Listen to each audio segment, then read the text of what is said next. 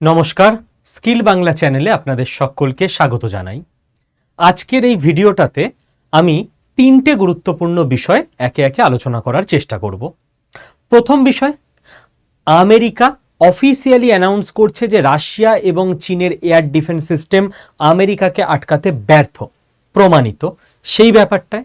Second, ভারতের ওপর America ক্রমাগত চাপ বাড়িয়ে যাচ্ছে। আর থার্ড, গতকালের ভিডিওতে বা গত পরশুর ভিডিওতে আমি বলেছিলাম সারা ভারতবর্ষের সকলকে সনাতনী হিন্দু হবার কথা। তো এই ব্যাপারটাতেও অনেকে কমেন্ট বক্সে জিজ্ঞাসা করেছিলেন যে আপনি সবাইকে সনাতনী হিন্দু কেন হতে বলছেন, যে মুসলিম যে খ্রিস্টান তাকে আপনি সঙ্গে নিয়ে চলবেন না ভারতবর্ষ গড়ার পথে। তো এরও ক্ল্যারিটি। তো চলুন শুরু করা যাক।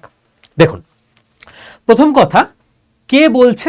এই যে বললাম আমেরিকা অফিসিয়ালি বলেছে, আমেরিকার যে প্রতিরক্ষা মন্ত্রী মানে মিনিস্টার অফ ডিফেন্স, যদিও এখন আর মিনিস্টার অফ ডিফেন্স নেই, ওরা কিছু মাস আগে নিজেদের ডিফেন্স মিনিস্ট্রির নাম চেঞ্জ করে অফিসিয়ালি করে দিয়েছে মিনিস্ট্রি অফ ওয়ার, যুদ্ধ মন্ত্রক। তো সেই মিনিস্টারও তাহলে কে হবে? মিনিস্টার অফ ওয়ার, যুদ্ধমন্ত্রী। তখন থেকেই বোঝা যাচ্ছিল যে এবার আমেরিকা একদম অ্যাগ্রেসিভলি নামবে, না হলে আর নাম চেঞ্জ কেন করলো মন্ত্রকের।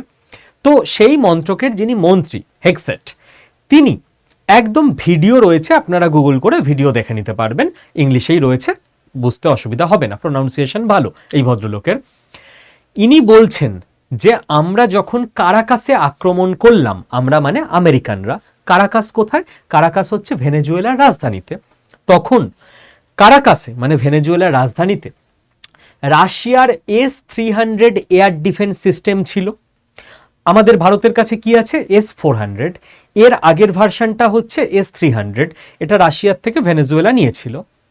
এবং আরও উন্নত, আরও অ্যাডভান্সড চীনের থেকে JY-27 রাডার সিস্টেম, এটাও ভেনেজুয়েলা নিয়ে ইনস্টল করে রেখেছিল, যে কোনো মিসাইল বা কোনো ফাইটার জেট কিছু আসলে আগে থেকে ওরা দেখতে পেয়ে যাবে। কিন্তু আমেরিকার এয়ারফোর্স একেবারে ভেনেজুয়েলার আকাশে গেল, ভেনেজুয়েলার রাষ্ট্রপতিকে ওখান থেকে অপহরণ করলো, রাষ্ট্রপতির ঘর থেকে, গ্রাউন্ড থেকে, আবার ওই ফাইটার জেটে বসিয়ে নিয়ে চলে গেল আমেরিকাতে। আমেরিকার একজন সেনাও মারা গেল না, কিচ্ছু হলো না।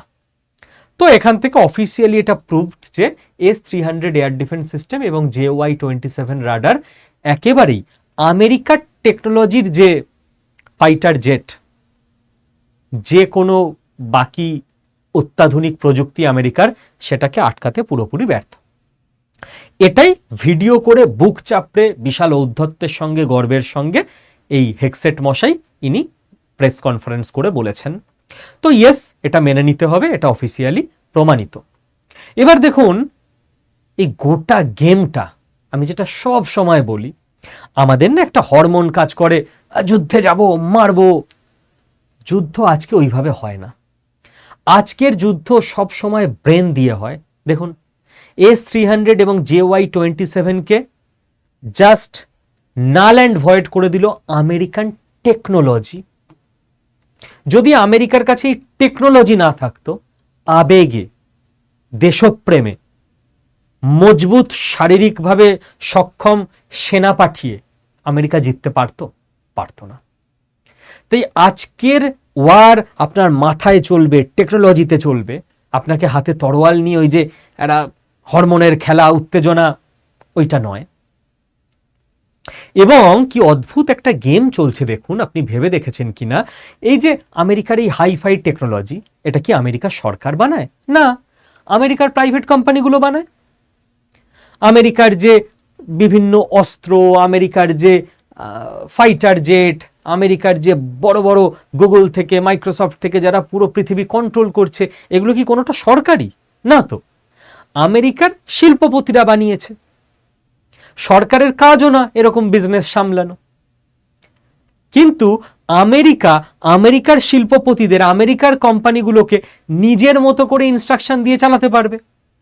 কাল যদি ওরা মনে করে যে ভারতবর্ষ বিশাল বাড়াবাড়ি করছে, ওখানে গুগল বন্ধ করে দাও, গুগল শুনতে বাধ্য। এইভাবেই নতুন দুনিয়ায় কন্ট্রোলটা চলে। আজকের দিনে ইস্ট ইন্ডিয়া কোম্পানির মতো কেউ গিয়ে কোনো দেশ দখল করে নেয় না ডিরেক্ট সেনা নিয়ে গিয়ে। এক চলে রেজিম চেঞ্জ দিয়ে, যে ওখানে নিজের পছন্দের লোক বসিয়ে দাও, আর এক চলে এরকম টেকনোলজি দিয়ে। আপনি একটা অদ্ভুত ব্যাপার খেয়াল করে দেখুন, ভারতের কোম্পানিগুলো যাতে এটা কোনোভাবে করতে না পারে, তাহলে আমেরিকায় একটা বোয়িং আছে, আমেরিকায় একটা গুগল আছে, আমেরিকায় একটা মাইক্রোসফট আছে, তাই না? আমেরিকায় একটা লকহিড মার্টিন আছে। তাহলে ভারতবর্ষে তো এদের টক্কর কে দেবে? একটা টাটা, একটা বিড়লা, একটা আম্বানি, একটা আদানি, এরাই তো দেবে। সরকারের কাজই নয়, সরকার কোম্পানি এইভাবে তৈরিও করতে পারে না। আমার আপনার কাজও নয়, কোটি কোটি টাকার ইনভেস্টমেন্ট চাই এখানে। ভারতের কোম্পানিগুলোর যখন এরকম সারা পৃথিবী জোড়া কন্ট্রোল হয়ে যাবে, তখন ভারত সরকার, যে যখন মন্ত্রী থাকবে, নো ইস্যু, ভারত সরকার তো থাকবে একটা, সে ভারতের কোম্পানিগুলোকে ইনস্ট্রাকশন দিয়ে গোটা পৃথিবী কন্ট্রোল করে নিতে পারবে। তাই ডিপ স্টেট খুব ভালো করে জানে ভারতকে দুর্বল করতে গেলে ভারতের কোম্পানিগুলোকে উঠতে দিলে হবে না। তাই ভারতবাসীর মধ্যে একটা অ্যান্টি কোম্পানি সেন্টিমেন্ট তৈরি করো। আপনি দেখবেন আজকাল তাও কমে এসছে, কিছু বছর আগে চারিদিকে ইউনিয়ন আন্দোলন করছে, হকের টাকা দাও, ভাত দে, ভাত দে। আর ভাত দে আন্দোলন হয়, ভাত দে। আরে ভাত দে, ভাত দেবেটাকে, ভাত দেবেটাকে। হ্যাঁ, আন্দোলন করতে ভাল লাগে। আপনি ভাবুন না, আপনি প্রত্যেকদিন অফিস যাচ্ছেন, কাজকর্ম করছেন, টিফিন খাচ্ছেন, মাইনে নিচ্ছেন, বাড়ি আসছেন, একটা নিস্তরঙ্গ জীবন। বয়স যাদের হয়ে গেছে তাদের ভাল লাগবে, কিন্তু একটা ইয়াং ব্লাড তার কি ভাল লাগবে? ভাই কাজ অনেক হয়ে গেছে, আজ আমরা আন্দোলন করব, ধর্ণা দেব, মালিকের কালো হাত ভেঙে দাও, ঘুরিয়ে দাও। এর মধ্যে একটা এক্সাইটমেন্ট আছে, হরমোন একদম ভেতর থেকে ফুলে ফেপে বেরোতে চাইছে, বুকে একদম রক্ত টকবক করে ফুটছে।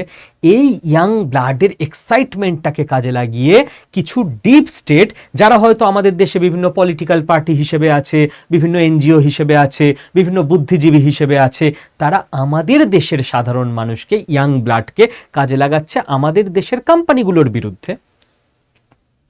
আপনি বলুন না, এই আমাদের একটা কোম্পানি চলছে আড্ডা 24/7, এই কোম্পানিতে 2000 কর্মী কাজ করে, আমিও তার মধ্যে একজন, সবার আলাদা আলাদা পোস্ট এবং জব রোল আছে।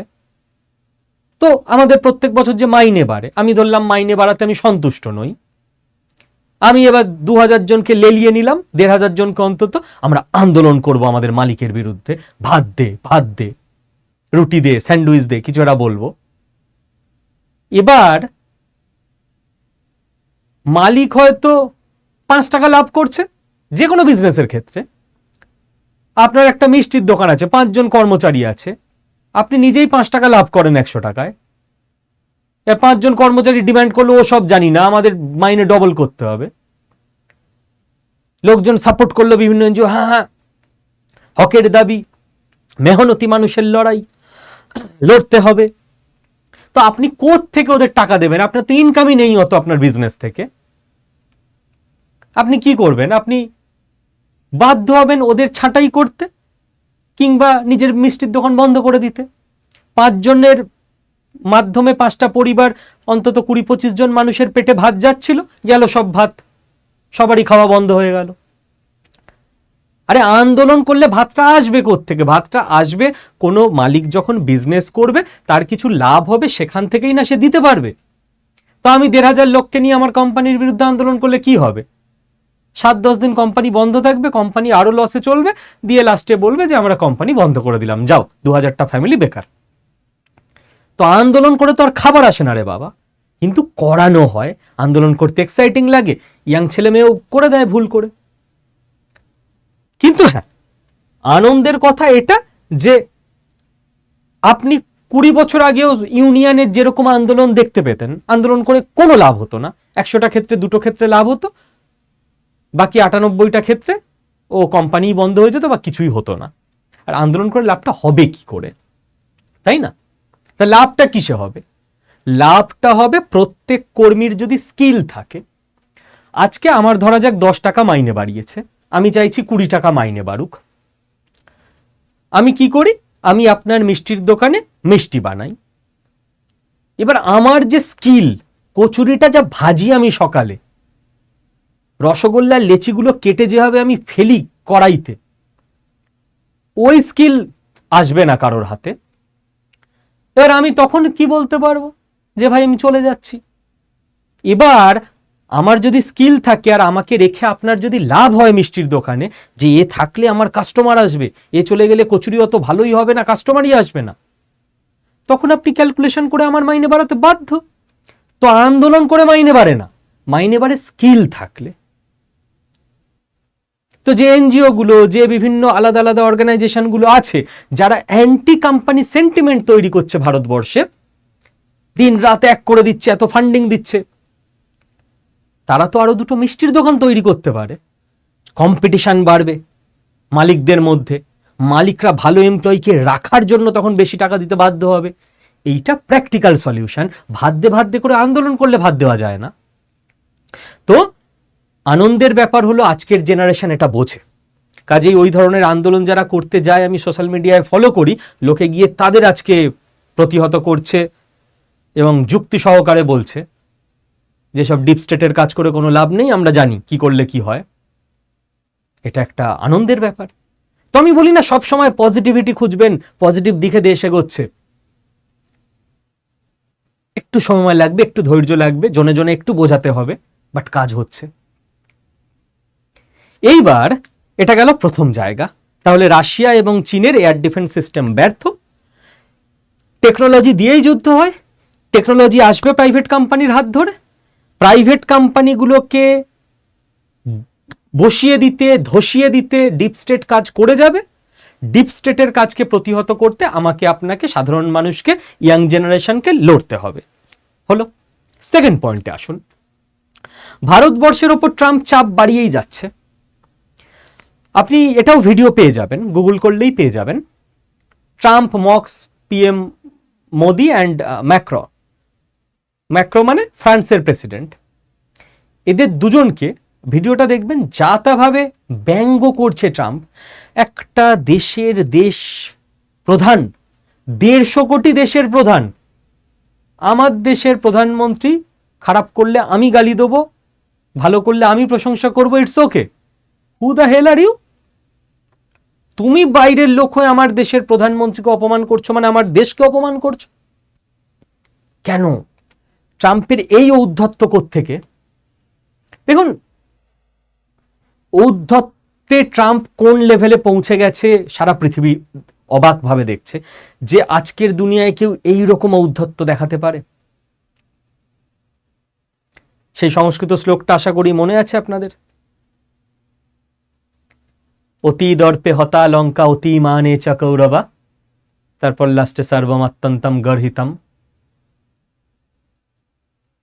অত্যন্ত দর্প, এই যাই অত্যন্ত হয় না তখন পতন হয়। এই ইতিহাস প্রমাণ, বারে বারে, যুগে যুগে, দেশে দেশে এ ঘটেছে, এ ঘটবে। তখন মানুষ মানে ওই সরাকে ধরা জ্ঞান বলে না, ধরাকে সরা জ্ঞান, কি যে করবে কোনো ঠিক ঠিকানা নেই। এত পাওয়ার হাতে চলে এসছে, কাউকে আর মানুষ বলেই মনে হয় না।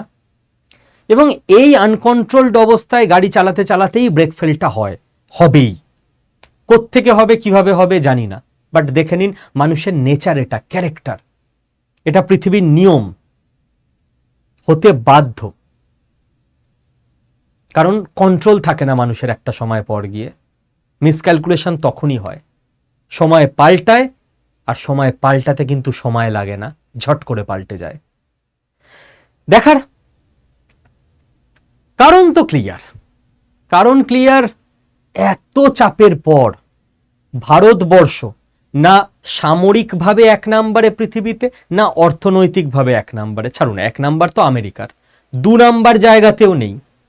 সেই রকম একটা দেশ, যে আজ থেকে 15-20 বছর আগে পিছনের সারিতে বসে থাকতো, যার দেশের মধ্যে 1000 একটা ফল্ট লাইন ছিল, যার দেশের 118টা জেলায় মাওবাদীরা কন্ট্রোল করে রেখেছিল, যেখানে ভারত সরকারের নিয়ম চলতো না, যেই দেশের কাশ্মীর যে কোনো সময় আলাদা হয়ে যাচ্ছিল, আসাম সহ নর্থ ইস্ট আলাদা হয়ে যাচ্ছিল, সেই দেশ আজকে আমেরিকার চাপ, প্রতিহত করে যাচ্ছে, চাপ ঠেকাতে দম লাগে।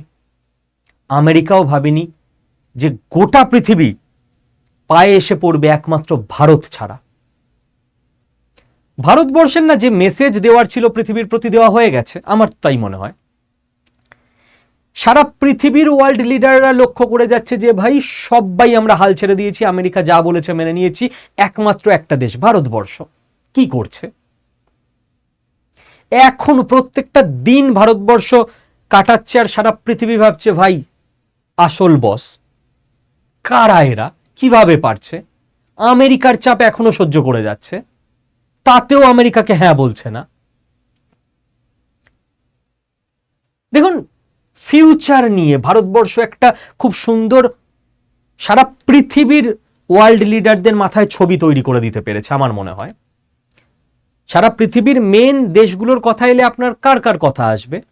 মিলিটারি পাওয়ার বা ইকোনমিক পাওয়ার দিয়ে আমেরিকাকে পৃথিবীর আর কোনো দেশ ভরসা করবে না। স্যার এখন কেউ কেন কিছু বলছে না? বলবে না, কারণ এখন আমেরিকার হাতে ক্ষমতা আছে। কিন্তু কেউ যখন মারাত্মক অত্যাচারী হয়ে ওঠে না, মানুষ ওয়েট করে তার একবার ফলটা হোক, তাকে তখন ওই বলে না সেই ব্যাঙেও লাথি মারে, হাতি কাদায় পড়লে সেই অবস্থা হবে। আপনি যারা বড়রা আছেন তারা বলবেন ঠিক বলছি কিনা, অ্যানালিসিস ঠিক কিনা। জীবনে 2-3টে পলিটিক্যাল পার্টির চেঞ্জ দেখেছেন রাজ্যে? আমার তো শোনা কথা যে যখনই কোনো রাজনৈতিক নেতা, কোনো রাজনৈতিক দল এলাকায় মানে ওই ধরাকে সরা জ্ঞান করে না, আমি নিয়ম, আমার মেরা বচন হি হ্যায় শাসন, এইরকম অবস্থায় চলে যায়, পিকে পৌঁছায় তার পাওয়ার, তারপর কোনো না কোনো দিন, 1 বছরে না হোক 5 বছরে, 5 বছরে না হোক 20 বছরে, একদিন তো তার পার্টিকে পড়তে বাধ্য, পড়বেই, হবেই। আর এই সময় এই যে অত্যাচারী নেতারা থাকে না, সাধারণ মানুষ মানে যে হয়তো সেই নেতার বাড়িতে বাসন মাজতো, গেটে পাহারা দিত, তারাও গিয়ে লাঠি সোটা নিয়ে আক্রমণ করে যে আজকে পড়েছে হাতি কাদায়, এবার মার বেটাকে। অপেক্ষা করে যতক্ষণ হাতে ক্ষমতা আছে ততক্ষণ তো কেউ কিছু বলতে পারবে না। এবার দেখুন সারা পৃথিবীকে লিড কে করবে ভবিষ্যতে? আমেরিকা কি জিনিস সেটা সারা পৃথিবীর প্রত্যেকটা মানুষের মাথায় আজকের দিনে ক্লিয়ার, কারণ জিও পলিটিক্স আজকে আর আপনি আটকে রাখতে পারবেন না, সোশ্যাল মিডিয়ায় সবাই দেখছে। আজ থেকে 15 বছর আগে এই অ্যাভেলেবিলিটি ছিল না, জিও পলিটিক্স সম্পর্কে মানুষ জানতে পারতো না। এবং আমেরিকার নগ্ন রূপ সামনে এসে গেছে। এতদিন আমেরিকা যা কিছু করত পর্দার পিছন থেকে করত, তো একটা অন্তত ভদ্রতা, সভ্যতা, ডেকোরেম মেনটেন করত। এখন এটা ক্লিয়ার, আমেরিকা এরম গিয়ে রাষ্ট্রপতি তুলে নিয়ে চলে আসছে একটা দেশের। তো এরপর আমেরিকার যখন ফলটা শুরু হবে, প্রত্যেকটা দেশ ভেতর থেকে রেডি, ওয়েট করে আছে, তখন সবাই মিলে ধাক্কা মারবে, আরো তাড়াতাড়ি ধ্বংস হ। এরপর রাশিয়া, দেখুন রাশিয়ার ল্যাঙ্গুয়েজ এরকম প্রবলেম, জনসংখ্যা এতটা কম, এবং যেহেতু অ্যাজ সাচ ডেমোক্রেসি নেই, সারা পৃথিবী আস্তে আস্তে ডেমোক্রেসিটাকে তো চায়, তো রাশিয়া সারা পৃথিবীর লিডার হওয়ার জায়গায় আর যেতে পারবে না, এটা ইম্পর্টেন্ট পাওয়ার হিসেবে থেকে যাবে। চীনের ভাষাতেও একই সমস্যা, চীনারা ইংরাজি বোঝে না, ম্যান্ডারিন ল্যাঙ্গুয়েজ বাকি পৃথিবী বোঝে না। চীন সারা পৃথিবীর থেকে ডিট্যাচ করে নিজেকে রেখে দিয়েছে, গুগল টুগুল ওদের দেশে চলে না। এছাড়াও চীনের যে ঋণের টোপ, ছোট ছোট দেশগুলোকে ঋণের টোপে ফাঁসিয়ে দেশগুলোর ক্ষতি করে দেওয়া, চীনের এই নগ্ন চেহারাটাও সারা পৃথিবীর কাছে চলে এসছে। তাহলে পৃথিবীকে কে লিড করবে? সারা পৃথিবীর ওয়ার্ল্ড লিডাররা খেয়াল করছে, নজর রাখছে ভারত, সেই পাওয়ার যার কাছে হিউজ পপুলেশন, যে ইংরাজি বোঝে, হিন্দি ভাষাভাষী লোক বা বোঝে এরকম সারা পৃথিবীতে প্রচুর, যার মার্কেট সারা পৃথিবীর কাছে ওপেন, যার এরকম কোনো হিস্ট্রি নেই লোককে গিয়ে অ্যাটাক করছে, ভুলভাল কাজ করছে, প্রেসিডেন্টকে উঠিয়ে নিয়ে চলে আসছে, পাশে বাংলাদেশ এরকম করে যাচ্ছে, তাও তাদের সঙ্গে শ্রদ্ধাপূর্ণ ব্যবহার ভারত দেখায়। ভুটান ছোট্ট একটা দেশ, কোনোদিন ভারত মনে হয়নি এই এক্ষুনি চলে আসো আমাদের দেশের মধ্যে, তাকে রক্ষা করে গেছে। নেপাল ছোট্ট একটা দেশ, গিলে খেতে টাইম লাগতো না, তাকে রক্ষা করে গেছে ভারতবর্ষ। শ্রীলঙ্কা, তার ওপর কখনো অ্যাগ্রেশন দেখায়নি। সারা পৃথিবীর কাছে ইমেজটা ভারতবর্ষের এই কয়েক মাসে আমি বলবো ভবিষ্যতের জন্য প্রচুর হাই হয়ে রইল, যে যেদিন টাইম আসবে ওয়ার্ল্ড স্টেজে ভারতবর্ষকে সব থেকে ওপরে সারা পৃথিবী অনেক ইজিলি বসিয়ে দেবে। এবং আমেরিকাকে এইভাবে ঠেকিয়ে রাখা, ভারতবর্ষের ইন্টারনাল পাওয়ার সারা পৃথিবীর কাছে ক্লিয়ার। এবার আমি থার্ড ব্যাপারে যাব। আমি আগের দিন আপনাদের বলছিলাম যে ভারতবর্ষের ফল্ট লাইন সেগুলোকে কমাতে হবে, আমাদের সবাইকে সনাতনী হিন্দু হতে হবে। আপনারা বলছেন এই আবার কি কথা, যে মুসলিম যে খ্রিস্টান সে কেন সনাতনী হিন্দু হবে? আপনি তো মশাই রিলিজিয়ান নিয়ে ঝামেলা পাকাচ্ছেন। আজ পর্যন্ত কোনোদিন সজ্ঞানে কোনো রিলিজিয়ানকে অপমান করিনি, কারোর মধ্যে ভেদভাব করিনি, সবাইকে সমান নজরে দেখেছি, সবার প্রতি সমান শ্রদ্ধা রেখেছি এবং এই চ্যানেল থেকে ঐক্যের মিলনের বার্তা দিয়েছি, কখনো ভেদাভেদের বার্তা দিইনি। তাহলে কেন বললাম এ কথা? প্রথমত একটা জিনিস বুঝুন, আমেরিকা এখন খুব করে চেষ্টা করবে ভারতবর্ষের ফল্ট লাইনগুলোকে প্রথমে অ্যাম্প্লিফাই তারপর এক্সপ্লয়েট করতে। আপনি খেয়াল করে দেখুন, নেপালে জেনজি প্রোটেস্ট করে দিল, সরকার বদলে গেল। ভারতের চারপাশে কি হচ্ছে দেখুন, বাংলাদেশে, ভেনেজুয়েলায়, বাংলাদেশে বলল শেখ হাসিনা স্বৈরাচারী, ভেনেজুয়েলাতেও এরকম চালিয়েছিল। ভারতবর্ষেও ডিলেজিটাইমাইজেশনের চেষ্টা করবে আমেরিকার ডিপ স্টেট। ভারতবাসীকে বোঝাতে চেষ্টা করবে যে ভারতবর্ষের যে ইলেকশন প্রসেস, যে গণতন্ত্র, সেটা ঠিক না। যারা নির্বাচিত হয়ে আসছে তারা চোর, তারা কোনোভাবে চুরি করে নির্বাচিত হচ্ছে, তারা মানুষের ভোটে ইলেক্টেড না। যদি এটা বারবার হ্যামারিং করা যায়, বুদ্ধিজীবীদের দিয়ে বলানো যায়, বড় বড় ইউটিউবারদের দিয়ে বলানো যায়, তাহলে কিছু মানুষ বিশ্বাস করতে শুরু করবে। যদি আমার বিশ্বাস হয়ে যায় যে আমার রাজ্যে, আমার পঞ্চায়েতে, আমার জেলায়, আমার দেশে যে নেতা বসে আছে তারা আমাদের সমাজের বেশিরভাগ মানুষের ভোট নিয়ে বসে নেই, কোনো রকমভাবে কোনো মেশিনে কারচুপি করে বা কিছু করে জিতেছে, তখন আমার রাষ্ট্র ব্যবস্থার প্রতি আমার যে শ্রদ্ধা বা রেসপেক্ট বা ভরসা সেটাই ভিতর থেকে চলে যাবে এবং আমি অনেক ইজিলি আমার রাষ্ট্রের প্রতি বিদ্রোহ করে দেবো এবং আমার রাষ্ট্র ব্যবস্থা ভেঙে পড়বে। আমেরিকা ঠিক এটাই চায়। আমেরিকার কোনো নরেন্দ্র মোদী, কোনো রাহুল গান্ধী, কোনো মমতা ব্যানার্জি, কোনো সিপিআইএম, আপ, আরজেডি, জেডিইউ, কারোর বিরুদ্ধে কোনো সমস্যা নেই। আমেরিকা এই মুহূর্তে ডোমিনেটিং ইন্ডিয়া চায় না, আমেরিকা এই মুহূর্তে ম্যানেজেবল ইন্ডিয়া চায়। এমন ইন্ডিয়া যার নেতা বা যেই ইন্ডিয়া স্ট্রং থাকবে না, উইক থাকবে, ভেতরে অনেক প্রবলেম থাকবে, ঠিক আছে আমরাও মাঝে মধ্যে ইন্ডিয়াকে একটু হেল্প করে দেবো, কিন্তু এমন ইন্ডিয়া যে ডোমিনেট করতে চাইছে পৃথিবীকে, যে উঠে বলছে না, চোখে চোখ রেখে কথা বলবো, আমরা আমাদের শর্তে চলবো, এমন ইন্ডিয়া আমেরিকা চায় না। তো যে নেতা, যে অর্গানাইজেশন যারাই ডোমিনেটিং ইন্ডিয়া বানাতে চেষ্টা করবে, আমেরিকার কাছে তারা সেই সময়ের জন্য শত্রু হয়ে যাবে। আমেরিকার কোনো ফিক্স শত্রু ইন্ডিয়াতে নেই। তো আমেরিকা খুব করে চেষ্টা করবে ডিলেজিটিমাইজেশন করে ইন্ডিয়ার ভেতরে একটা সমস্যা তৈরি করতে। আমাদের ভাগ্য ভালো, ইন্ডিয়ার মানুষ এই মুহূর্তে জিওপলিটিক্স বোঝে, তো সেই জন্য আমেরিকার ন্যারেটিভ অত সহজে ইন্ডিয়ানরা বিশ্বাস করছে না, কিন্তু আমেরিকার হাতে যা মিডিয়া আছে, যা পাওয়ার আছে, যা টাকা আছে, বিশ্বাস করানোটাও ওদের পক্ষে, ওরা খুব একটা সহজে হাল ছাড়বে না। এবার এই সময় ফল্ট লাইন আমাদের কমাতে হবে। আমাদের সবার রিলিজিয়ান আলাদা, আমাদের জাতি আলাদা, আমাদের ভাষা আলাদা, আমাদের খাদ্যাভ্যাস আলাদা, এই সব করতে থাকলে হবে না। ফল্ট লাইনকে আমেরিকা হাতে পেলেই 12টা বাজিয়ে দেবে দেশের। তো সেই প্রেক্ষিতে আমি বলেছিলাম যে আমাদের সবাইকে সনাতনী হিন্দু হতে হবে। এখানেই বিতর্ক যে সনাতনী হিন্দু কেন। তো চলুন ধীরে ধীরে আমরা একটা ব্যাপার বুঝে নিই। একটু সময় দেবেন, আর 10টা মিনিট লাগবে, আমি ক্লিয়ার করে বুঝিয়ে দেব। প্রথম আপনাকে যেটা বুঝতে হবে সেটা হচ্ছে রিলিজিয়ান আর ধর্ম এক জিনিস নয়, এই দুটো আলাদা জিনিস। ঠিক আছে, 10 মিনিট দিন বুঝে যাবেন। ধর্ম মানে কি? ধর্ম মানে হচ্ছে নীতি বা দায়িত্ব। কি করে বুঝবেন? চলুন, আপনারা মাঝে মধ্যে বলেন না, বাবা হিসেবে, দাদা হিসেবে এটা আমার ধর্ম, মানে এটা আমার কর্তব্য। আমরা বলি না, শিক্ষক হিসেবে এটা আমার ধর্ম, তোমায় পড়ানো, তুমি তারপর কি করবে জীবনে তোমার ব্যাপার, যখন ছাত্রছাত্রীদের ওপর রেগে যাই অফলাইনে। তো ধর্ম মানে, তাহলে কি আমি বলি এটা আমার রিলিজিয়ান? না তো, আপনি কি বলেন যেটা আমার রিলিজিয়ান? এটা আমার ধর্ম, মানে এটা আমার দায়িত্ব, কর্তব্য। ক্লিয়ার? আপনারাই জীবনে ইউজ করেন, কখনো ভেবে হয়তো সেভাবে দেখেননি। আচ্ছা, এইবার স্যার তাহলে ধর্মের ইংরাজি কি? ধর্মের কোনো ইংরাজি হয় না। কেন হয় না?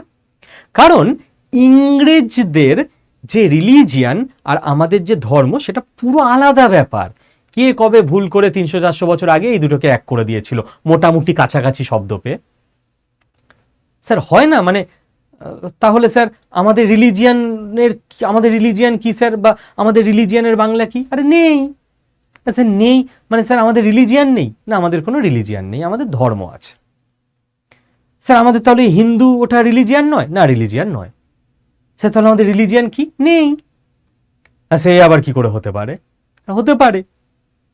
আচ্ছা, আগে বুঝিয়ে নি রিলিজিয়ান নেই সেটা কেন, সেটা পরে আসছি। আগে বুঝিয়ে নি যে কেন ওই ইংলিশ টার্মটা মেলে না।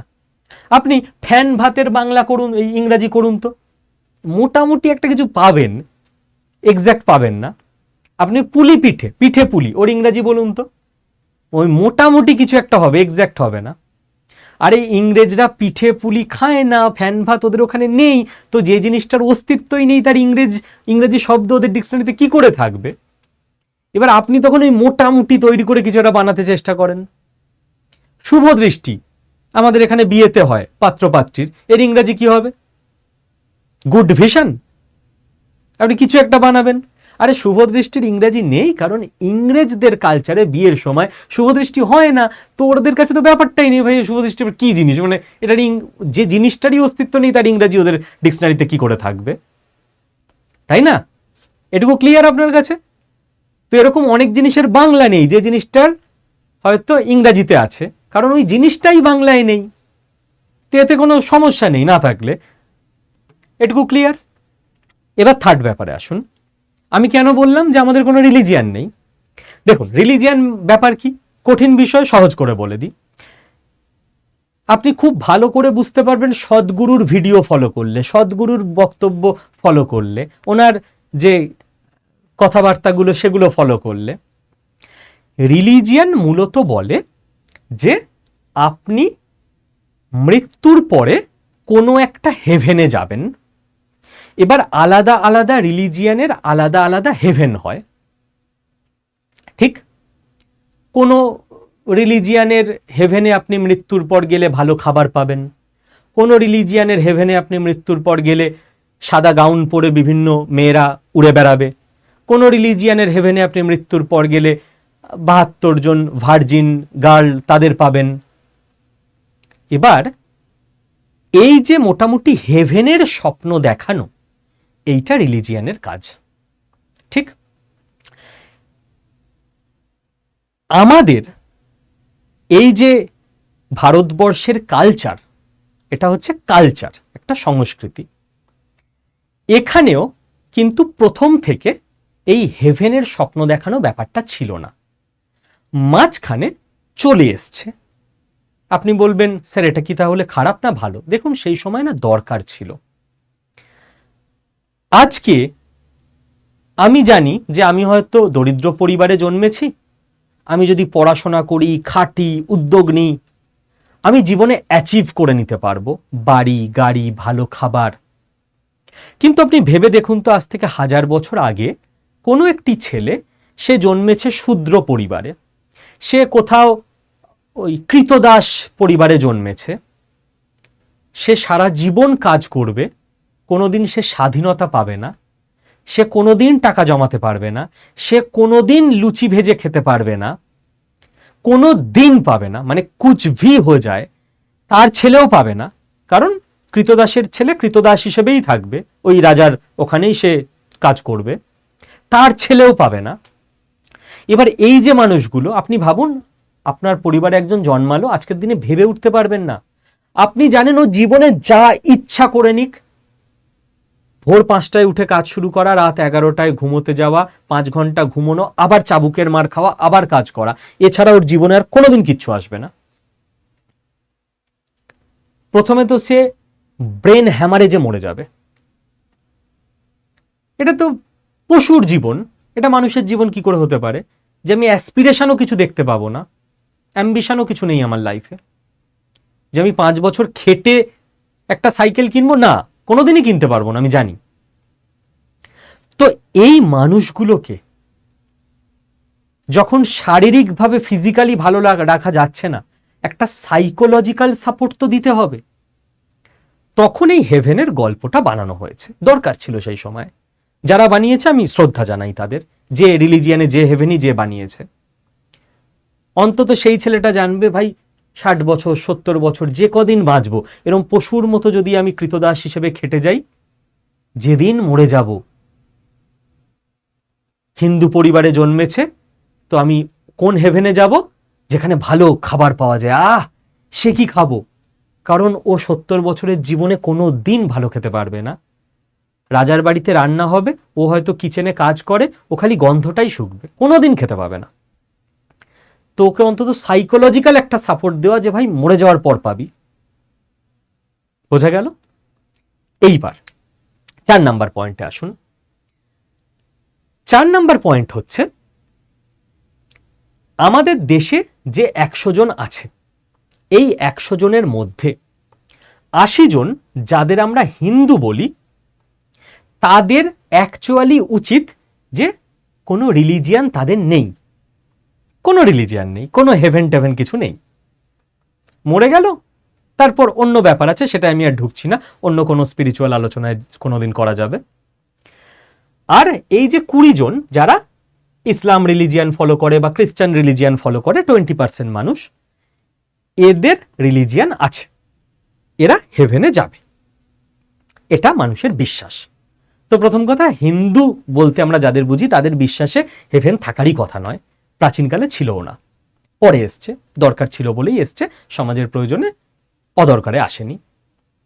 এইবার অ্যাকচুয়ালি কিন্তু এই যে 80% হিন্দু মানুষজন, এদের মধ্যেও মানে আমরা জেনারেলি হিন্দু বলতে আমাদের যাদের বুঝি, ও 78% লোকজন হেভেন মানে, 2% হয়তো হেভেন মানে না।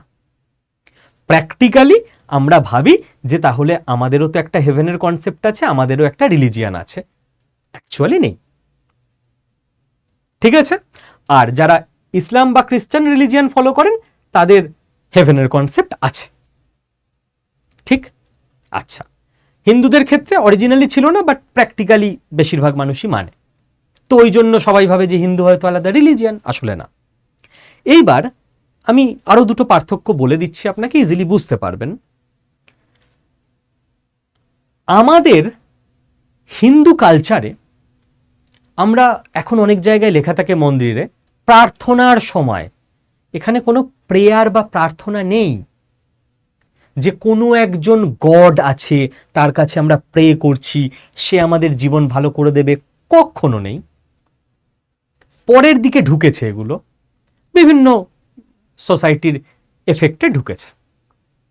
আমাদের হিন্দু কালচারে যেটা আছে সেটা হচ্ছে দর্শন, বিগ্রহ দর্শন করতে পারেন আপনি, প্রেয়ার নয়। দর্শন কেন? ওই রকম স্বভাব চরিত্র পাওয়ার জন্য। নেতাজির মূর্তি আমরা কেন বসাই রাস্তায়? নেতাজি আমাদের আশীর্বাদ করুন, আমার বিপদ কাটিয়ে দিন? না। নেতাজির মতো মানুষ যদি 100 জন দেখে একজনেরও মনে হয় ভাই এরকম হব, লোভ রাখবো না। ছত্রপতি শিবাজী মহারাজের মূর্তি আমরা কেন বসাই? ভাই এরকম হব, লড়াই করব, ভয় পাবো না। তো এরকম না ছত্রপতি শিবাজী মহারাজ আমাকে আশীর্বাদ করুন, তা নয়। যদিও একটা ভাইবসের ব্যাপার থাকে, সেটা স্পিরিচুয়াল কোনো আলোচনায় কোনোদিন করা যাবে।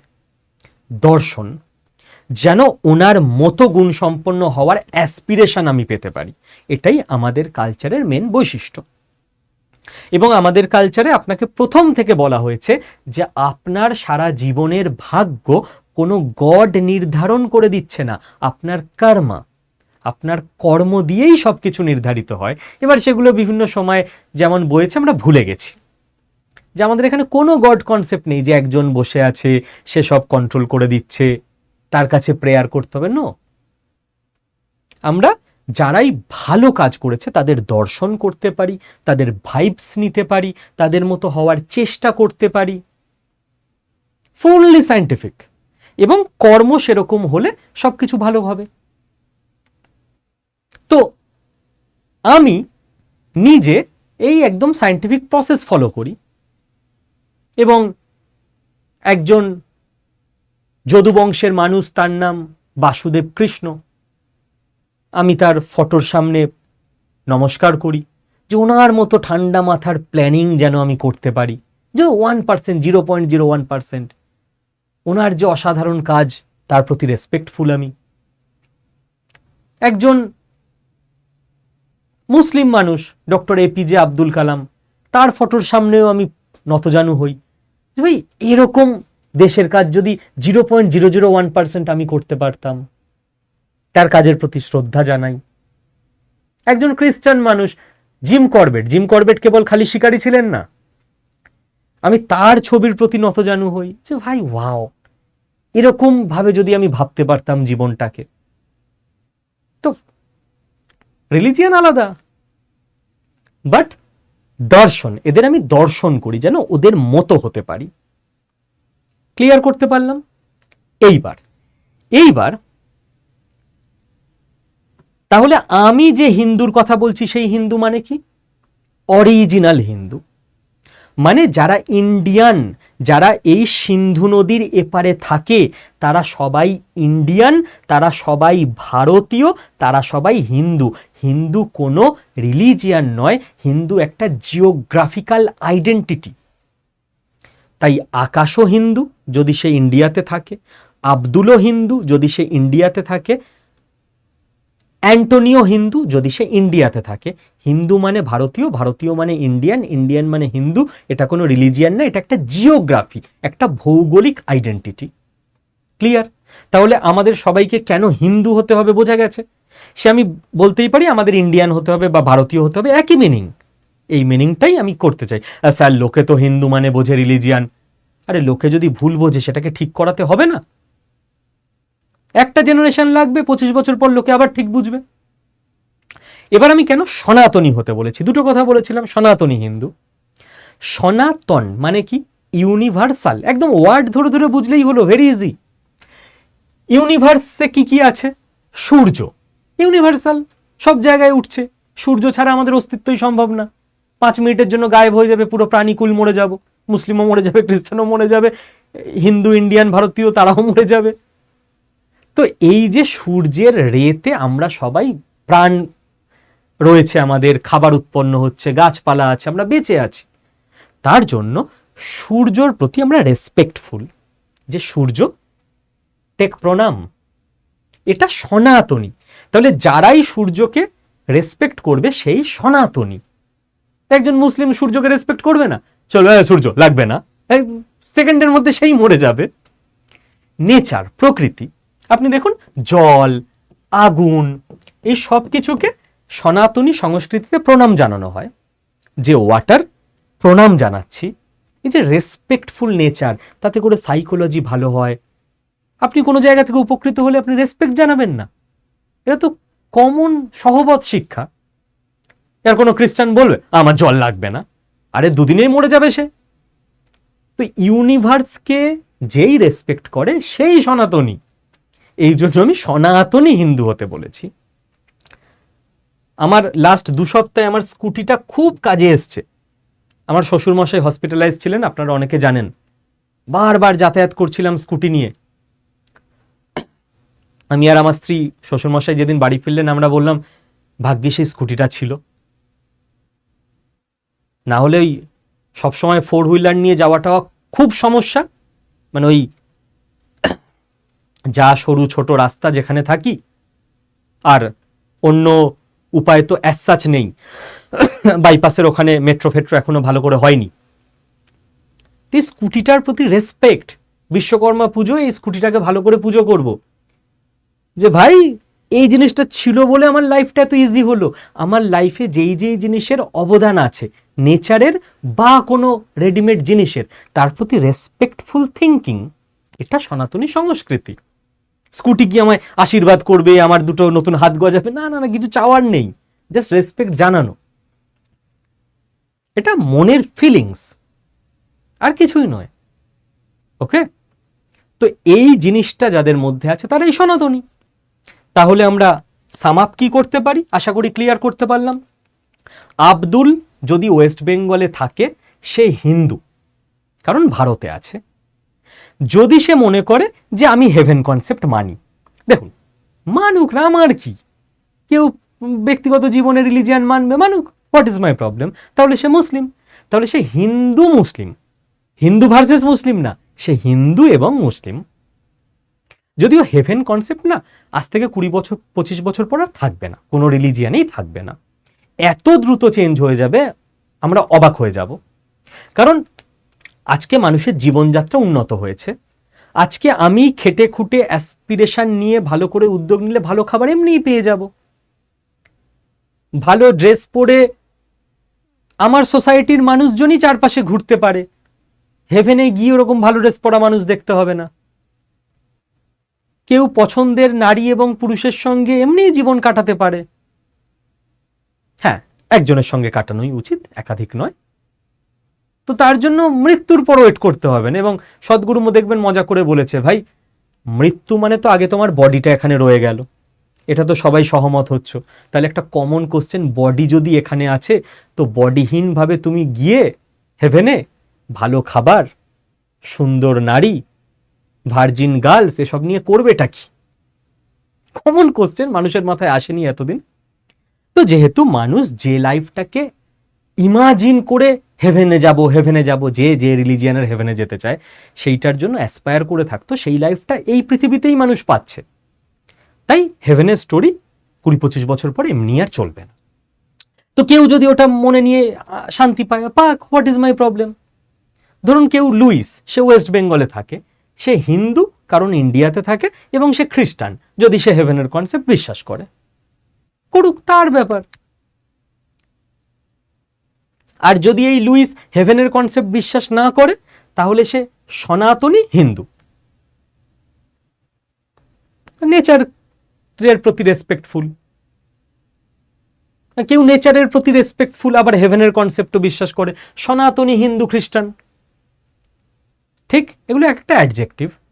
আবার দেখুন আকাশ, আপনি ভাববেন এ তো হিন্দু, আকাশ থাকে ইংল্যান্ডে, আকাশ হেভেনে বিশ্বাস করে না ধরলাম, আর হিন্দুর মধ্যে মানে হেভেনে বিশ্বাস করার ওই ব্যাপারটা নেই, ওরকম কোনো রিলিজিয়ান হয় না। তো আকাশ সনাতনী, নেচারের প্রতি সম্মান জানায়, এবং ইংল্যান্ডে থাকে, তো ওর জাতি হচ্ছে ইংরেজ, সনাতনী ইংরেজ। সনাতনী ইংরেজ, ইয়েস, ও হিন্দু নয় কারণ ও ইন্ডিয়াতে থাকে না। এখানে একটা ব্যাপার আছে যেটা হিন্দুত্বের কনসেপ্টে বিশ্বাস করা হয়, কেউ বিদেশে থাকলেও সে যদি ভারতবর্ষের প্রতি তার শিকড়কে রেসপেক্ট জানাতে চায়, মনে মনে ভাবে, তাহলে সে মানসিক দিক থেকে হিন্দু। আমরা বলি না এনআরআই, নন রেসিডেন্সিয়াল ইন্ডিয়ান, মানে নন রেসিডেন্সিয়াল হিন্দু, নন রেসিডেন্সিয়াল ভারতীয়, প্রবাসী বাঙালি, প্রবাসী ভারতীয়। তো আকাশ যদি বলে যে হ্যাঁ ভারতের সঙ্গে আমি আমার পুরনো সম্পর্ক স্বীকার করি, তাহলে আকাশ সনাতনী হিন্দু ইংরেজ। আর আকাশের পরিবারে ওরা হয়তো ইংল্যান্ডেই সেটেল করে গেছে 5 প্রজন্ম পর, তার মনেই থাকবে না সে ভারত থেকে 5 প্রজন্ম আগে এসেছিল, সে তখন সনাতনী ইংরেজ বলবে নিজেকে, আর হিন্দু বলবে না। বোঝাতে পারলাম? 3টে ব্যাপার ক্রিস্টাল ক্লিয়ার। Thank you. এবার আপনাদের দায়িত্ব, সবার সঙ্গে শেয়ার করুন, সবার মাথায় কনসেপ্ট পুরো ক্লিয়ার হোক। ইউএসএর ডিপ স্টেটকে ইন্ডিয়াতে কাজ করতে দেওয়া যাবে না, আর ইন্ডিয়ান কোম্পানিগুলোকেও স্ট্রং বানাতে হবে। তার জন্য নিজেরা উদ্যোগ নিন, যে যেরকম ছোট খাটো ব্যবসা পারবেন সেটাকে একদম ভালোবেসে, শ্রদ্ধা জানিয়ে, ডেডিকেশন দিয়ে করুন। তাতে করেই আপনার এলাকার আরও 5 জনের কর্মসংস্থান হবে। এইভাবেই ওভারঅল দেশ এগিয়ে যাবে, আদারওয়াইজ এগোনোর অন্য কোনো মন্ত্র নেই। জয় হিন্দ, ভালো থাকবেন প্রত্যেকে, এবং প্রত্যেকে সনাতনী হিন্দু হয়ে উঠুন, তাই তো?